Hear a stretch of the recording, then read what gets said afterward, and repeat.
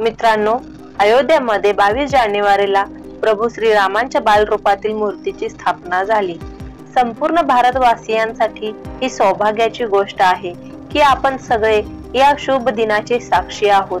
रामायण व भगवान राम सोबत हिंदूंच्या भावना व आस्था जोडलेल्या आहेत. पण मित्रांनो, सकारात्मक विचारांमध्ये काही नकारात्मक विचारधारा सुद्धा आहेत, ज्या रामायणला फक्त एक काल्पनिक कथा म्हणून बघतात. खूप सारे प्रश्न उठतात की खरंच रामाचा या धर्तीवर जन्म झाला होता का? हनुमान आणि रावण होते का? मित्रांनो, आता आपण त्यांना या लोकांपुढे आणू तर नाही शकत, पण त्यांच्या अस्तित्वाचे प्रमाण तुमच्या पुढे नक्की आणू. खूप रिसर्च करून वैज्ञानिकांनी सुद्धा हे मानलं आहे की रामायण ही फक्त कथा नाही, तर ती सत्य घटना आहे. त्यात लिहिली गेलेली प्रत्येक गोष्ट सत्य आहे. आज आम्ही तुम्हाला रामाच्या जन्माची खरी तिथी आणि वेळ सांगणार आहोत. सोबतच असे प्रमाण हजर करणार आहोत जे सांगतील की रामायण मध्ये घडलेल्या गोष्टी सत्य आहेत. त्यामुळे व्हिडिओ स्किप न करता पूर्ण पहा. असं म्हणतात की संसारमध्ये जर श्रीरामांपेक्षा काही मोठं असेल तर ते आहे त्यांचं नाव. कारण प्रभू रामांनी सत्य, करुणा, दया, धर्म आणि मर्यादा या मार्गावर चालत राज्य केले आणि म्हणूनच त्यांना आदर्श पुरुष व मर्यादा पुरुषोत्तम म्हणले जाते. आजही वयस्कर लोकांमध्ये जर संस्कृती व सदाचाराच्या गोष्टी चालल्या तर तिथे श्रीरामांचं नाव घेतलं जातं. मित्रांनो, तुम्ही रामायण वाचली किंवा पाहिली असेलच. त्यामध्ये रामाच्या पूर्ण जीवनाचे विस्तारपूर्वक व्याख्या केलेली आहे. पण काही अज्ञानी लोक श्रीरामांच्या अस्तित्वाबद्दल मोठा प्रश्न निर्माण करतात. त्यांच्या प्रश्नाचे उत्तर आज या व्हिडिओच्या माध्यमातून आम्ही देणार आहोत. जसे की आपण श्री रामनवमीला भगवान श्रीरामांचा जन्मदिवस साजरा करतो, पण आता तुम्हाला हिंदू पंचांगावर अवलंबून राहण्याची गरज नाही. एका सायंटिफिक रिसर्च मध्ये श्रीरामांच्या जन्माची तिथी व दिवस शोधून काढलेला आहे. नवीन रिसर्च नुसार प्रभू श्रीरामांचा जन्म 5114 इसवी सन पूर्व 10 जानेवारीला दुपारी 12:05 झाला होता. तुम्हाला सांगू इच्छितो की ही कोणती मनगढत किंवा घाईगडबडीत ठरवलेली तारीख नाही, तर या रिसर्च साठी वैज्ञानिकांची एक टीम तयार केलेली होती. तसेच या टीम मध्ये पूर्व राष्ट्रपती APJ अब्दुल कलाम सुद्धा सामील होते.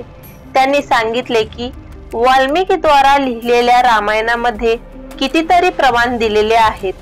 त्यामध्ये लिहिलेले आहे की त्यावेळी ग्रहांची स्थिती काय होती, भौगोलिक दशा कशी होती, या सगळ्या माहितीचा उल्लेख वाल्मिकी रामायण मध्ये केलेला आहे. हे ऐकून तुमच्याही मनात हा विचार येत असेल की महर्षी वाल्मिकीजींनी ही सगळी माहिती कशी गोळा केलेली असेल बरं? कारण त्यावेळी अशी कोणती टेक्निक पण नव्हती. आज इतक्या दिवसानंतर प्रभू रामांच्या जन्माची गणना कशी केली जाऊ शकते? असं कसं शक्य आहे?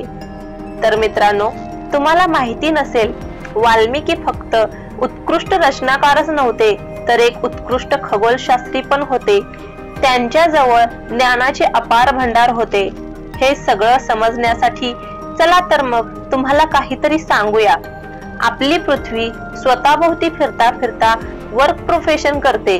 मित्रांनो, ही काही नॉर्मल रोटेशन नाही. ते असं की पृथ्वीला फिरता फिरता तिच्या मूळ स्थितीवर येण्यासाठी पूर्ण 26,000 वर्ष लागतात, ज्यामध्ये पृथ्वीचा कॉन्टॅक्ट आकाशाच्या वेगवेगळ्या भागात, ग्रहात, नक्षत्रांत व राशीत होतो. आणि जसं की तुम्हाला पहिलंच सांगितलं, वाल्मिकी हे उत्कृष्ट खगोलशास्त्री होते. त्यामुळेच त्यांनी रामायण मध्ये प्रत्येक घटनेसोबतच त्यांच्या भौगोलिक स्थितीचं सुद्धा वर्णन केलेले आहे. वाल्मिकी रामायणानुसार श्रीरामांचा जन्म चैत्र शुक्ल नवमी तिथी एवं पुनर्वसु नक्षत्रात, जेव्हा 5 ग्रह त्यांच्या उच्च स्थानात होते तेव्हा झाला. या प्रकारे सूर्य मेष मध्ये 10 डिग्री, मंगल मकर मध्ये 28 डिग्री, गुरु कर्क मध्ये 5 डिग्री, शुक्र मीन मध्ये 27 डिग्री, शनी तुला राशी मध्ये 20 डिग्री असे होते. याचा उल्लेख बालकांड 18 श्लोक 8-9 मध्ये मिळते. जेव्हा वैज्ञानिकांनी वाल्मिकीद्वारा सांगितलेल्या ग्रह नक्षत्रांच्या आधारावर प्लॅनेटेरियल सॉफ्टवेअर अनुसार त्यांना चेक केले तर ते चकित झाले. त्यांनी सांगितले की यासारखी स्थिती कमीत कमी 7000 वर्ष आधी निर्माण झाली होती.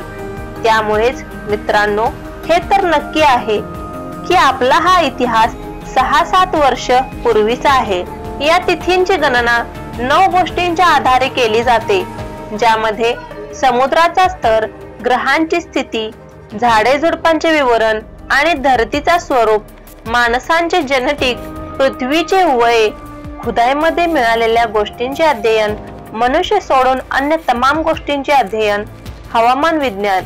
मित्रांनो, या 9 गोष्टींना आधार मानून वैज्ञानिक या निर्णयापर्यंत पोहोचले आहेत की रामायण आपला इतिहास आहे आणि ही कोणतीच कल्पना नाही तर हकीकत आहे.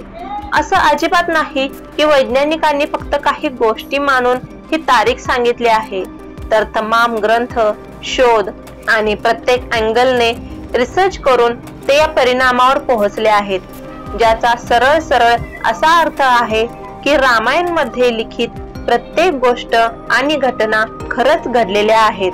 आयसरच्या रिसर्चर्सनी या तारखेला जेव्हा धार्मिक तिथींसाठी वापरल्या जाणाऱ्या चंद्र कॅलेंडरच्या स्थितीला आधुनिक कॅलेंडरच्या तिथीमध्ये कन्वर्ट केले तेव्हा ते आश्चर्यचकित झाले, कारण पूर्वीपासूनच भारतात आपण प्रभू श्री रामांचा जन्मदिवस एकदम करेक्ट तिथीला साजरा करतो. कारण जन्मतिथी येते ती आहे 10 जानेवारी 5114 इसवी सन पूर्व. पण जेव्हा या स्थितीला लुनार कॅलेंडर मध्ये बदलले जाते तेव्हा ती तिथी चैत्र मासातील शुक्ल पक्षाची नवमी आहे. जसे की आपण सगळे जाणतो की चैत्र शुक्लच्या नवमीला रामनवमी साजरी करतात, तर तेव्हाच दुपारी 12 ते 2 च्या दरम्यान समान तिथी निघाली आहे, ज्याच्यामुळे पूर्णतः हे साबित होते की भगवान श्रीरामाचा जन्म याच वेळी झाला होता. तुम्हाला सांगू इच्छितो की प्लॅनेटेरियम सॉफ्टवेअरच्या मदतीने रिसर्चर्सनी या गोष्टींचा सुद्धा शोध लावलेला आहे की प्रभू श्रीरामांच्या भावांचा जन्म कधी झाला. मित्रांनो, ही झाली प्रभू श्रीरामांच्या जन्माची गोष्ट. आता आम्ही तुम्हाला रामायण मध्ये घटित दुसऱ्या घटनांचा प्रमाण देणार आहोत. वाल्मिकी रामायणच्या अयोध्याकांड 2:4-18 अनुसार राजा दशरथ प्रभू श्रीरामांचा अभिषेक करणार होते, कारण त्यांचे नक्षत्र सूर्य, मंगल आणि राहूने घेरलेले होते. ज्योतिषांच्या अनुसार अशा खगोलीय स्थितीमध्ये एकतर राजा मारले जातात किंवा ते कोणत्या तरी षडयंत्राचे शिकार बनतात. राजा दशरथ मीन राशींचे होते आणि त्यांचे नक्षत्र रेवती होते.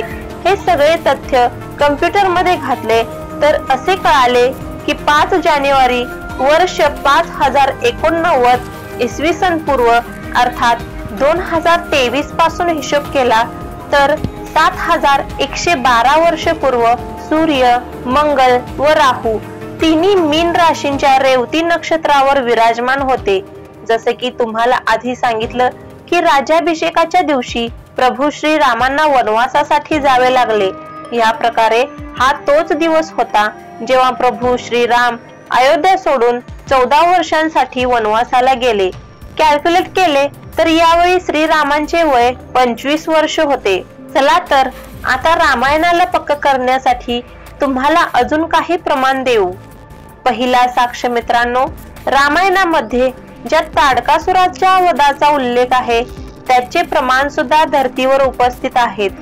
जेव्हा विश्वामित्रासोबत प्रभू श्री राम आणि लक्ष्मण त्यांच्या यज्ञाचे राक्षसांपासून रक्षण करत होते तेव्हा ते दंडक वनाकडे गेलेले, जे आता बिहार मध्ये बक्सर जिल्हा आहे. इथेच प्रभू श्री रामांनी ताडका वध केला होता. ताडका रावणाच्या परिवारातील पहिली राक्षसी होती जिचा वध रामाने केलेला होता. यानंतर तिथेच विश्वामित्रांच्या आश्रमात सुबाहू इत्यादी राक्षसांचा वध केला आणि यज्ञाचे रक्षण केले. ते आश्रम आजही बक्सर मध्ये सिद्धाश्रमच्या नावाने ओळखले जाते.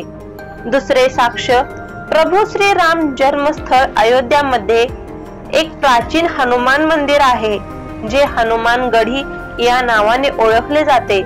असे म्हणले जाते की लंका विजयानंतर प्रभू श्री रामांनी श्री हनुमानला इथे राहण्यासाठी जागा दिली होती. या कारणाने याला हनुमानाचे घर असेही मानले जाते. इथे प्रथा आहे की अयोध्यामध्ये प्रभू श्री रामांच्या दर्शना अगोदर हनुमानगढीत केल्याने इच्छा पूर्ण होतात. रामायणामध्येही हनुमानगढीचा उल्लेख केलेला आहे. तिसरे साक्ष म्हणजे जेव्हा श्री राम, लक्ष्मण व सीता माता वनवासासाठी निघाले होते, तेव्हा ते नाशिक पंचवटीमध्ये राहत होते. या वनात लक्ष्मणाने रावणाची बहीण शूर्पणखाचे नाक कापले होते. ही पंचवटी वन अजूनही नाशिक मध्ये आहे. चौथे साक्ष, जेव्हा हनुमानाने माता सीतेला भेटण्यासाठी समुद्र पार केले होते, तेव्हा त्यांनी विशाल रूप धारण केलेले होते.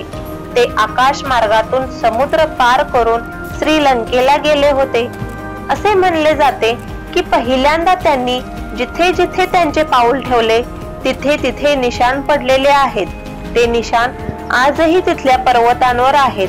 हे सोडून जेव्हा रावणाने माता सीताचे अपहरण करून त्यांना अशोक वाटिकेत बंदी बनवले होते, त्याच्याजवळ एक धबधबा सुद्धा आहे. त्या धबधब्याजवळही श्री हनुमानांच्या पायाचे चिन्ह उपस्थित आहेत. कार्बन डेटिंगने शोध लावल्यावर या चिन्हांचे वय लगभग 7000 वर्ष पूर्व सांगितले आहे. यासारखेच असे अनेक स्थळ आहेत जिथे श्री हनुमानांच्या पायांचे निशाण सापडलेले आहेत. पाचवा साक्ष, रामायणाच्या अनुसार वनवासाच्या काळात छत्तीसगड मध्ये शिवरी नारायण मध्ये प्रभूंची भेट त्यांची प्रिय भक्त शबरीशी झाली होती. तीच शबरी ज्यांची उष्टी बोर प्रभू श्री रामांनी खाल्ली होती. शिवरी नारायण मध्ये प्रभू श्री रामांच्या येण्याचे सबूत आजही बघायला मिळतात.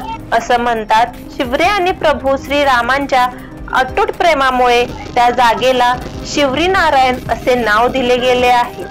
यावरून हे सिद्ध होते की प्रभू श्री रामांचा जन्म या धर्तीवर झाला होता व रामायण हे काल्पनिक नसून सत्य घटना आहे.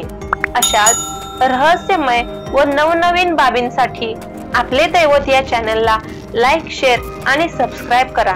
धन्यवाद.